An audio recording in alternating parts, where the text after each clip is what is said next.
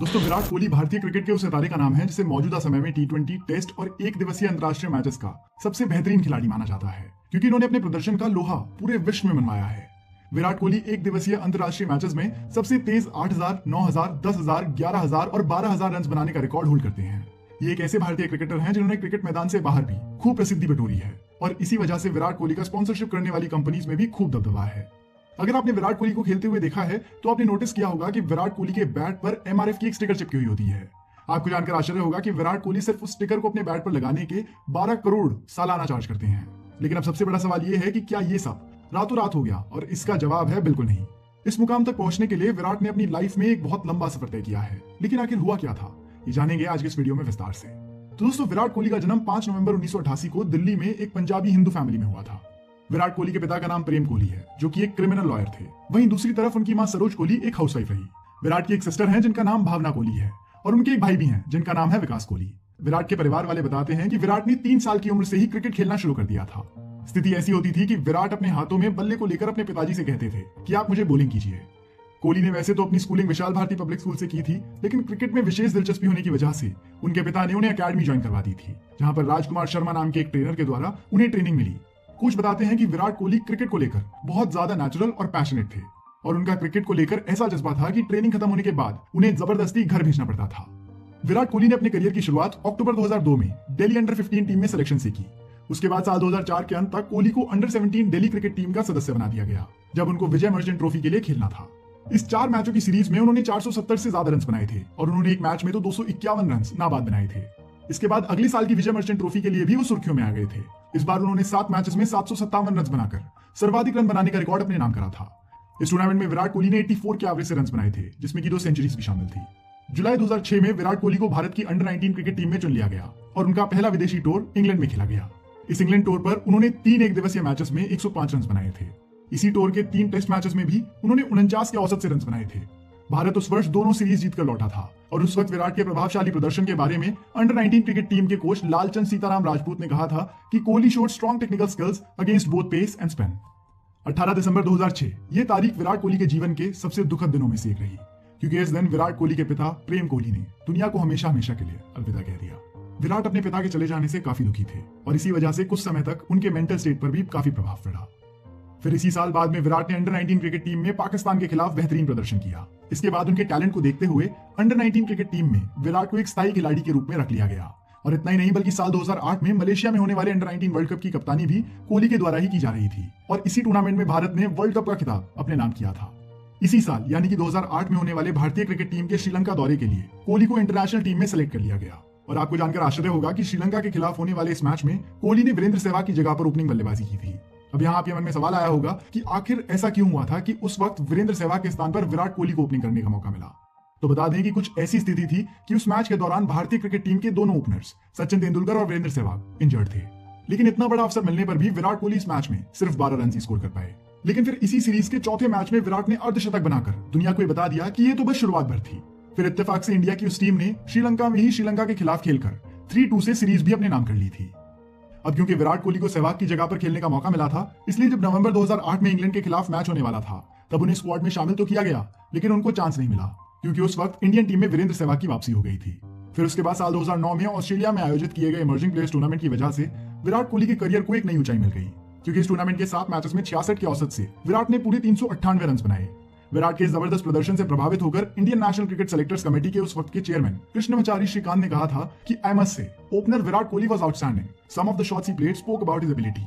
और इसका परिणाम ये हुआ कि साल 2009 में होने वाले आईसीसी चैंपियंस ट्रॉफी में विराट कोहली को युवराज सिंह की जगह पर चौथे नंबर पर बल्लेबाजी करने का मौका मिला, क्योंकि उस दौरान युवराज सिंह भी इंजरी का शिकार हो गए थे। और उसके बाद से लगातार विराट कोहली को भारत की तरफ से खेले जाने वाले एक दिवसीय अंतर्राष्ट्रीय क्रिकेट मैचेस में मौका दिया जाने लगा। खैर, इस क्रम में कभी कभी उन्हें बड़ी निराशा का भी सामना करना पड़ता था। शायद आपको याद होगा कि जून 2010 में होने वाले श्रीलंका, जिम्बाब्वे और इंडिया के बीच खेली गई ट्राई नेशन सीरीज में इंडिया की स्थिति सबसे बेकार रही थी और विराट कोहली के लिए तो यह और भी ज्यादा डिसअपॉइंटिंग था, क्योंकि विराट को इस सीरीज के लिए टीम का वाइस कैप्टन बनाया गया था। लेकिन वो कहते हैं ना कि हार कर जीतने वाले को ही बाजीगर कहते हैं, और मैं ऐसा इसलिए कह रहा हूं क्योंकि कोहली ने इसी सीरीज में इंडिया की तरफ से ओडीआई में सबसे तेज 1000 रन बनाने का रिकॉर्ड अपने नाम करा था। और इसी साल 12 जून 2010 को कोहली ने जिम्बाब्वे के खिलाफ अपने टी20 अंतर्राष्ट्रीय करियर की भी शुरुआत करी थी। ठीक उसके 1 साल बाद यानी कि 2011 में विराट ने अपना टेस्ट डेब्यू भी किया। 2011 में ही इंडिया ने जब वर्ल्ड कप जीता था तो वर्ल्ड कप विनिंग स्क्वाड का भी विराट कोहली हिस्सा रहे थे और उसके बाद तो मानो विराट कोहली टीम इंडिया की जरूरत बन गए। और तब से लेकर आज तक विराट कोहली भारतीय क्रिकेट टीम के अहम सदस्य रहे हैं। और मुझे नहीं लगता कि भारतीय टीम में अभी भी ऐसा कोई भी खिलाड़ी है जो विराट कोहली का स्थान ले सकता है। आज भी आप भारतीय क्रिकेट टीम की कल्पना विराट कोहली के बिना नहीं कर सकते। और उनकी सबसे बड़ी खासियत यह है कि विराट अपने गेम को लेकर बहुत पैशनेट हैं। वेस्ट इंडीज के पूर्व कप्तान विवियन रिचर्ड्स विराट कोहली के बारे में कहते हैं कि I love watching Virat Kohli bat. He looks to me like an individual of my own heart. I love his aggression and he has serious passion that I used to have. He reminds me of myself. Richards कहते हैं कि विराट उन्हें अपनी याद दिलाते हैं।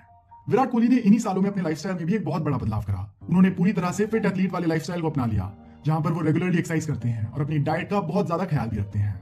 विराट कोहली बताते हैं कि यूं तो इसके पहले भी उनकी फील्ड पर परफॉर्मेंस अच्छी थी, लेकिन जब से उन्होंने अपनी डाइट और स्ट्रेंथ ट्रेनिंग पर ध्यान देना शुरू किया है, तब से उनका गेम बहुत ज्यादा इंप्रूव हुआ है।